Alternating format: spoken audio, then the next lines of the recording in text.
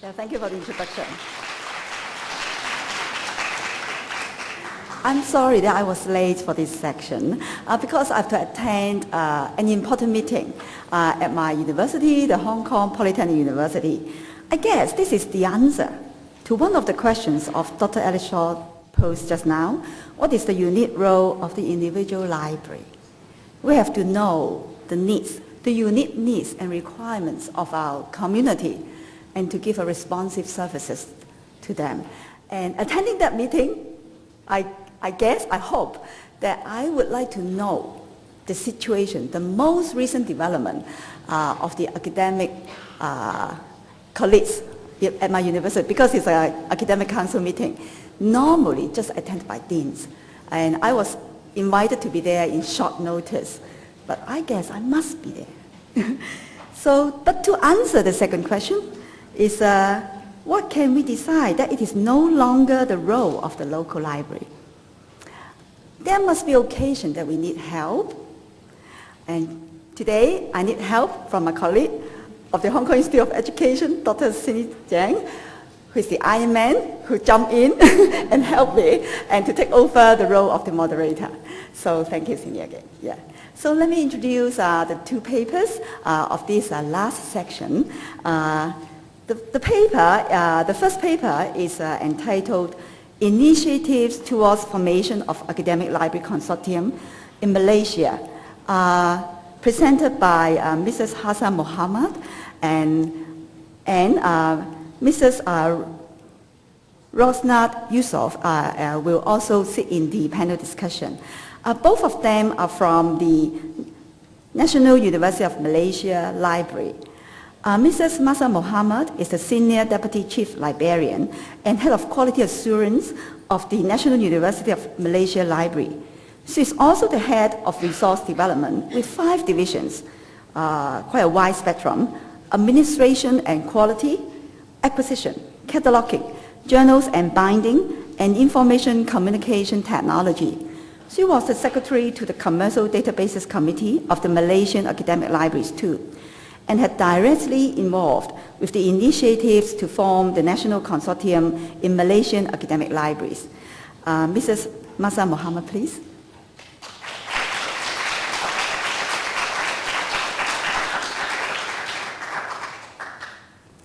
Thank you.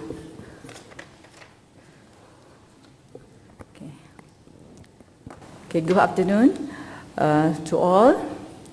And I must thank a lot to the organizer for giving the opportunity for me and Rosnah, Mrs. Rosnah, to share our own a little bit of our experience in initiatives towards formation of academic library consortium in Malaysia.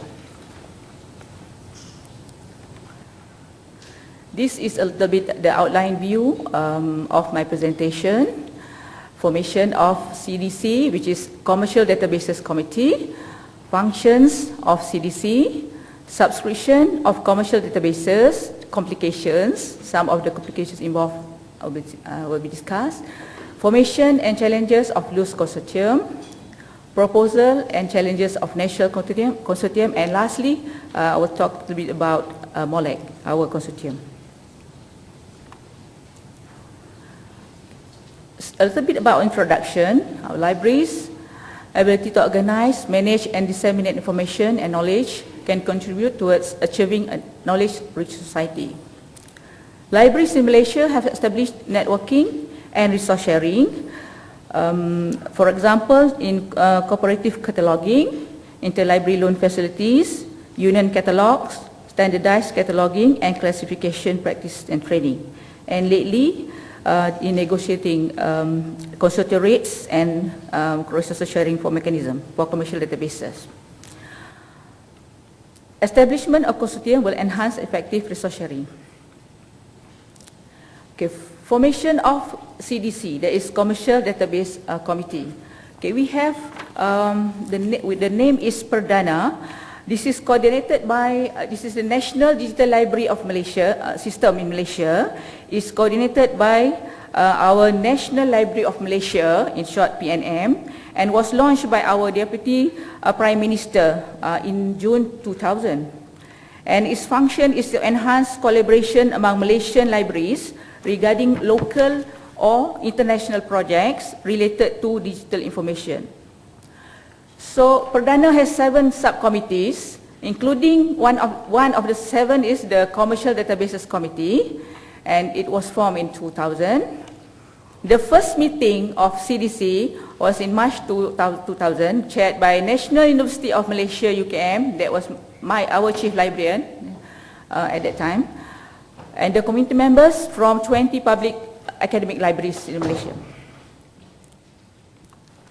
Okay, some functions of CDC: platform for academic libraries to evaluate, select, negotiate and manage the online electronic journals, database and also database subscription, selection of electronic journals titles from databases, and negotiation includes pricing, licensing, agreement, contract and training, and more functions of CDC to ensure the purchase of databases was in accordance with the set guidelines approved by the university management, because we have 20 university libraries, so it has to be in accordance with each university's management. It must be approved by the 20. And also building a union catalogue of electronic journal subscription. Okay, I'm to talk about subscription of commercial databases, a few complications that we encounter at that time. For example, the first one is cost increasing each year for subscription of online databases. It's like 9 to 12% increase each year, but our budget allocation for general subscription does not increase. This some of the everywhere in our country, most of the librarians will say this is our problem. The budget does not increase, but the increase in database subscription. And in 2001. RM, that is Ringgit Malaysia, our currency, RM 22 million was spent for 450 databases, including about 50 duplicate databases subscribed by individual institutions. There are a lot of duplications. And also variation in cost per institution for similar database with the same content. CDC made price comparisons between institutions prior to 2000, and it was found that some database they have same content but different. We don't have to. The payment is different from one university to the others. Sometimes it's a lot. The difference is a lot. Okay, and then the complications about the license agreement, the term and conditions. Some clauses are not win-win situations to both parties. Most of the time, it's not win to us, to the institution, it's win to the vendor, to the publisher. Usually, publishers do not agree to change terms according to the customer's requirement. We do seek our legal advisor, and the legal advisor might say, okay, we'll change this clause to this. But then, when we put forward the vendor and to the publisher, we never get it done. So, as also the legal requirements like copyright law, and sometimes it depends on where the law comes from. For example, if it is from Netherlands, then if there's anything arise, then we have to go to Netherlands, according to the origin country. And also in terms of signing individually or as a group, most of the time they say, okay, you have to sign the agreement. So they have to rush from this university to that university to get all the universities sign the agreement. Another point is embargo. Library need to maintain print subscription since electronic version available after certain period. So we have to maintain our print subscription. And then exclusive rights given to the aggregators. Example like exclusive rights to full text of Harvard Business Review that give library distributor very little choice. And also centralized funding by Ministry of Education is a one-off budget. It's not like every year they must give, they have allocated the budget. It's just a one-off budget. Maybe we get it or maybe not. It's so uncertain continuous funding. For example, in 2003 we get RM 1.9 million for solution of ProQuest Education, EBSCO, EBSCO Host Business Source Premier, and SSP to Science Direct. And the method of payment, sometimes the vendors need us through the consortium, required by vendors, but we don't have the consortium. And limited resource sharing, since license agreement only permit library members to access the subscribed database through control IP address, yeah, so we cannot really resource sharing with, even though we are near, the university is near, even though, yeah, still we cannot share. And monitoring of usage is tedious for certain databases. Format for usage statistic queries, example, Science Finder Scholar, yeah, different kinds of how the usage statistics is different. And also merger and takeover of publishing companies, yeah, result in sharp increase of journal subscription price, yeah, also further complicates the management of online database subscription. Yeah. Those are a few complications. So now formation of Loose Consortium. Since more time is needed to form a national consortium, so CDC decided to form a Loose Consortium, and via this Loose Consortium, CDC managed to negotiate with vendors or publishers the cost of several databases. For example, at that time, ACM Digital Libraries, IEE Electronic Library, Springerling, LexisNexis, CSA and SD Science Direct, access fee, yeah, for individual subscription is 12%, but through our Loose Consortium, we managed to get 9% access fee. Yeah. And evaluation of databases and vendors, yeah, findings serve as a guideline or strategy for the next year's subscription. Then we know which database to subscribe, yeah, after we've looked through the evaluations. Yeah. And then we managed to request for fund from Ministry of Higher Education to subscribe several databases that being commonly used by many academic libraries, and meet regularly to discuss issues regarding database subscription and communicate effectively through group emails. Develop the policy to acquire electronic resources and conduct workshops such as negotiation skills. Yeah. At that time, we do not know how to negotiate with the vendors, yeah, with the publishers, so we do conduct the workshop. Okay, some of the challenges of our Loose Consortium: late implementation of decision. Each institution has their own rules and regulations, so everybody wants to follow their own, so it's difficult to come up to the decision. And vendors' influence on decision making of each institutions. Yeah, sometimes the vendors will come and say, okay, all other universities has already agreed, but only you haven't say that you agree. So actually it's not. When we ask the other universities, they said, no, we haven't say yes yet. Okay, it's just, you know, they want to make a extension, you know, saying, okay, you have to agree. So negotiations need to be done tactfully. In some cases, consortium cost is higher than individual subscription, and no central authority to sign agreement on behalf of all libraries. Yeah. And frequency of meeting difficult to meet on regular basis, since most members come from distant locations, and pressure on the secretariat, need to solve each institution's problem regarding subscription database via consortium. So then we proposed for National Consortium in July 2004. CDC, on behalf of proponent members, made several initiatives towards formation of National Consortium of Academic Libraries. Study on several consortium models from new developed countries was made, and proposal paper on the formation of National Consortium was submitted to the Ministry of Higher Education. And some of the projects include preservation and management of resources and national heritage, educational service, physical cooperative storage facility, technology support service, documentary service, promote the use of the acquired resources, marketing of local e-info resources, smart partnership with local agencies for information packaging, and support e-learning, e-commerce, and K-economy. Okay, some of the challenges of National Consortium, yeah, digital and print purchasing, yeah, be it licensing, negotiation, and payments, different mode of payment, subject versus package subscription, and also poor technological infrastructure, ICT infrastructure, central hardware set up, mounting of data, development interfaces, administration of access, etc. Funding is always a challenge, and I think most libraries have that challenge, and the staff also have to be trained in technological know-how and the management of electronic resources. All participating libraries must be committed to the collective sharing, and each must fulfill responsibility. And it's time-consuming, too many meetings, time delays, inefficiency, ineffectiveness, and teamwork. Yeah? Success depends on the compatible team. Yeah? Okay, this MOLEC, in 2010, CDC changed its name to MOLEC. Yeah? It named Malaysian Online E-Resources Consortium, and MOLEC members are the National Library of Malaysia and also 20 public university libraries, yeah, in bracket, I won't name it all, including our library, UKM. And then 4 JLC university libraries, yeah, Unit 10, MU, UTP, or the 4, and then 8 government, non-government agency libraries. Yeah. Those are the members. Now these are the, each members of MOLEC library, mostly represented by their serial librarians, and the chairperson and secretariat is currently held by the UM library. The objective of MOLEC are to establish the concept of resource sharing of commercial databases amongst Malaysian academic libraries and subscribe to commercial databases as a consortium.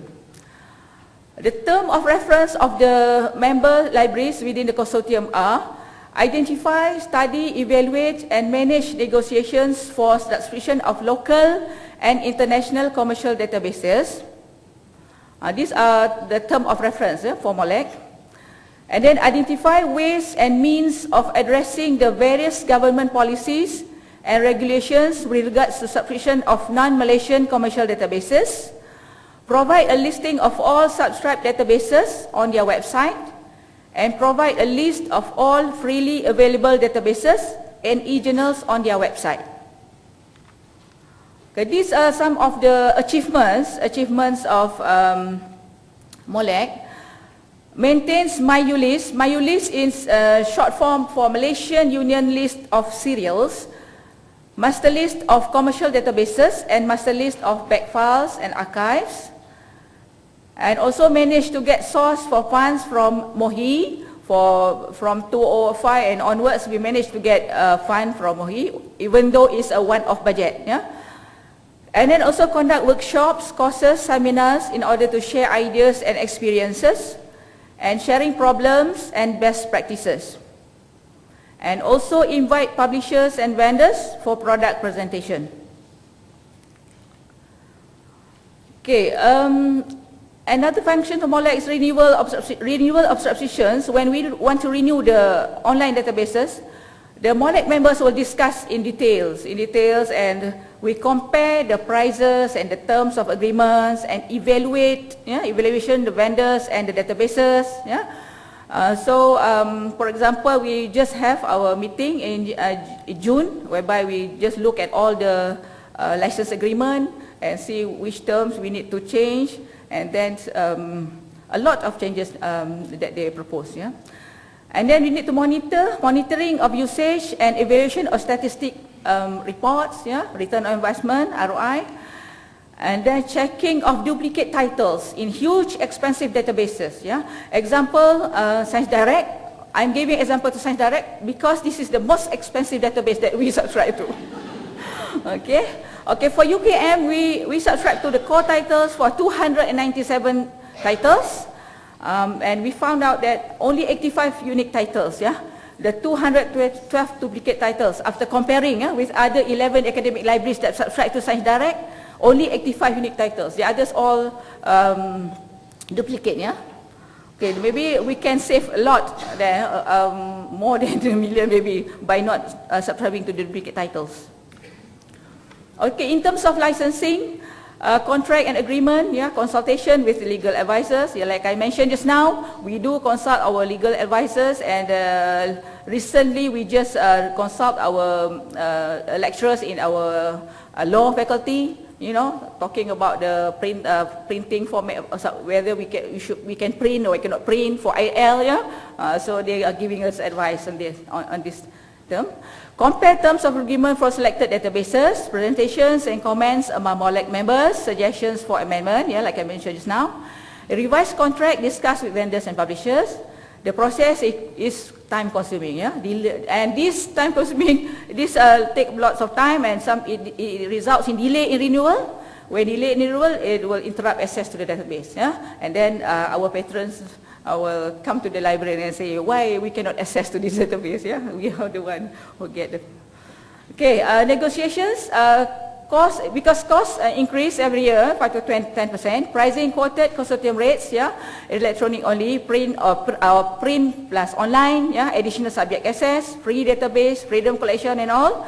And price increase, multi-year contract, log or cap price, reasonable pricing, now 1 to 5%. Licensing and usage, single, multiple site, institution, FTE and remote users. Negotiated for consortium pricing so far that we have done is example like IOP, IEL, Emeralds, Springerling, etc. Because quite a number of database that we managed to negotiate for the pricing for consortium. Okay, we do have some resource sharing, example of resource sharing for MOLEC. Database subscribed by MOHD can be accessed by all consortium members. Subscription of database by pay-per-view. Yeah, now we are trying to make pay-per-view model. Yeah.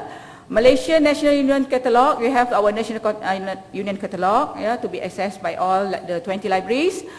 In-house database we also have in each institutions. For example, we have what we call MyUninet, yeah, Malaysian University and National Libraries Network, yeah, and which include MyTo is the Malaysian thesis, yeah, MyULIS the serial, OPEC links, yeah, and institutional repositories, yeah, which is owned by the library. Yeah. Okay, collaborative between the university libraries on ILL, request articles via special interest group. For example, like our medical group, we have our interest group, yeah, and search for titles via National ULAC Catalogue. We do benchmarking for duration of IAL, like 3 working days, yeah. A percentage of IAL requested will be fulfilled, and IAL committee at national level, yeah, headed by National Library of Malaysia, members from all types of library, yeah. So IAL delivery, printed and electronics, email, blah, blah. Okay, this is some of the points that I mentioned just now for IAL. We want to make sure whether we can do our IAL through PDF format, yeah, or do we have to print and post, you know. So that's what we seek advice to our legal advisor. Okay, in conclusion, libraries in developing countries such as Malaysia need a successful consortium for tremendous electronic resource sharing. Consortium really help libraries to defend against rising costs of information resources and shrinking budget. Thank you.